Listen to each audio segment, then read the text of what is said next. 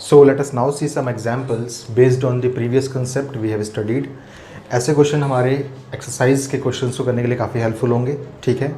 इन questions को हम लोग बहुत ही लेंथी प्रोसेस से करने वाले हैं ताकि आप लोग हर कंसेप्ट को ईजिली समझ सकें। याद रखिएगा, इन क्वेश्चंस को हम लोग शॉर्ट मेथड से भी कर सकते हैं जो कि इक्वली इक्विवेलेंट होगा हमारे सीबीएसई के अकॉर्डिंग। ऑलराइट, देखते सवाल क्या बोल रहा है आपसे।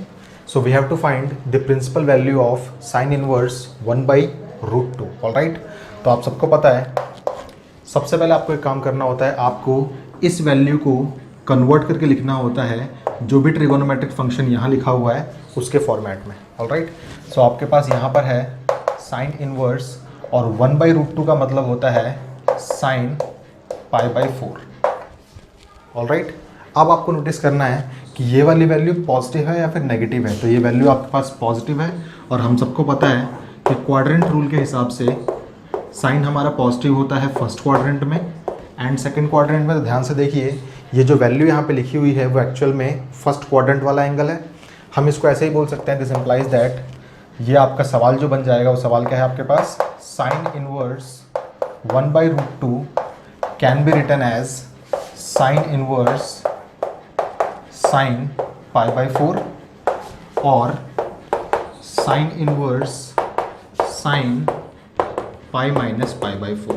ये वाला पार्ट हमारा फर्स्ट क्वाड्रेंट वाला पार्ट है और ये वाला पार्ट हमारा सेकंड क्वाड्रेंट वाला पार्ट है। ये पार्ट आपको माइंड में करना है रफली। ऑलराइट, सो इसके अकॉर्डिंग हमें सिर्फ वो एंगल मिला जो π/4 है। अब इस π/4 का हमें इस्तेमाल करना है चाहे फर्स्ट क्वाड्रेंट में चाहे सेकंड क्वाड्रेंट में, डिपेंडिंग अपॉन यहाँ पे आपकी वैल्यू कौन सी है। ऑलराइट, सो ये हो जाएगा साइन इनवर्स साइन π/4 एंड ये हमारे पास है साइन इनवर्स साइन π-π/4। अब एक चीज़ याद रखिएगा आप लोग, साइन इनवर्स के इफेक्ट को हमारा ये साइन फंक्शन कैंसिल आउट कर देता है, बट कभी भी आप लोग इसको ऐसे कट करके नहीं दिखाओगे, इनके इफेक्ट्स कैंसिल आउट होंगे यहाँ पे। सो यहाँ पे अगर ये कैंसिल आउट होएगा तो हमारे पास जो एंगल्स मिलेंगे वो मिलेंगे π/4 और यहाँ पे हमें मिलेगा 3π/4।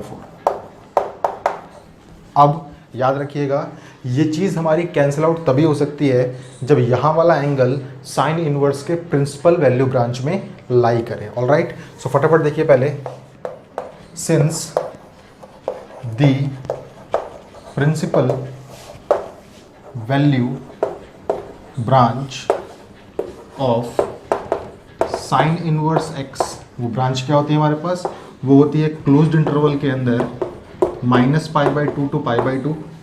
अब हमें नोटिस करना है जो हमें ऊपर एंगल्स ऑब्टेन हुए हैं वो एंगल में से कौन सा एंगल इस इंटरवल में लाई कर रहा है। सो ये हमारे पास जो वैल्यू है वो है -90 टू 90, ठीक है, और दोनों वैल्यूज़ यहाँ पे इंक्लूसिव भी हैं। सो π/4 का मतलब होता है 45 डिग्रीज, तो ऑब्वियसली 45 डिग्रीज यहाँ कहीं लाई करेगा और 3π/4 का मतलब होता है 3 times of 45, it is 135 degree. तो हमें पता है 135 डिग्री कहीं बाहर लाई करेगा। तो क्लियरली सिर्फ यही एंगल ऐसा है जो इसकी प्रिंसिपल वैल्यू ब्रांच में लाई कर रहा है और ये एंगल लाई नहीं कर रहा है। It means therefore the principal value of that question is sine inverse 1/√2 is only π/4। ऐसा क्यों हुआ?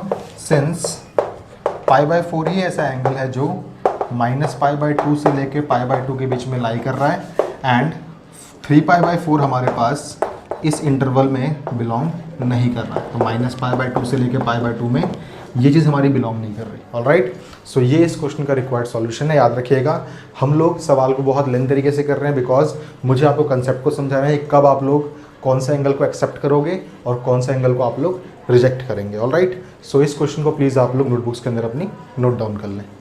सो let us now see another way to solve the same question by using a short method. Alright, so हमारे पास जो question है वो है sign inverse 1/√2। हमें सिर्फ इतना काम करना है कि हमें इस वैल्यू की जगह पे साइन के साथ वो एंगल लिखना है जहाँ पे ये वैल्यू हमें मिलती है। तो हम सबको पता है कि यहाँ हम लिख सकते हैं sine inverse as it is and then 1/√2 का मतलब होता है साइन π/4।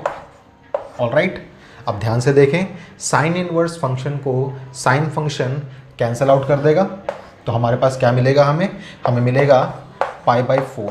और क्या ये आंसर एक्सेप्टेबल है? तो आप बोलेंगे since the principal value branch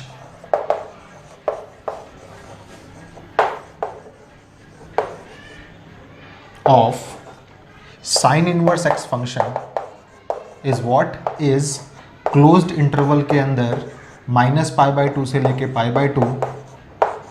therefore आप बोल सकते हैं sine inverse 1/√2 is equals to π/4, because आप बोल सकते हैं यहाँ पे सिंस व्हाट π/4 हमारा बिलोंग करता है -π/2 से लेके π/2 के इंटरवल में। ऑलराइट, आप चाहें तो ब्रैकेट्स यहाँ पे अलग कर सकते हैं ताकि आप लोग डिस्टिंग्विश कर सकें इंटरवल्स के बीच में और ब्रैकेट्स के बीच में। ऑलराइट, सो अगर आप लोग ये 4 लाइनें भी लिख देंगे तो भी सीबीएसई आप लोगों को यहाँ पे फुल मार्क्स दे देगा।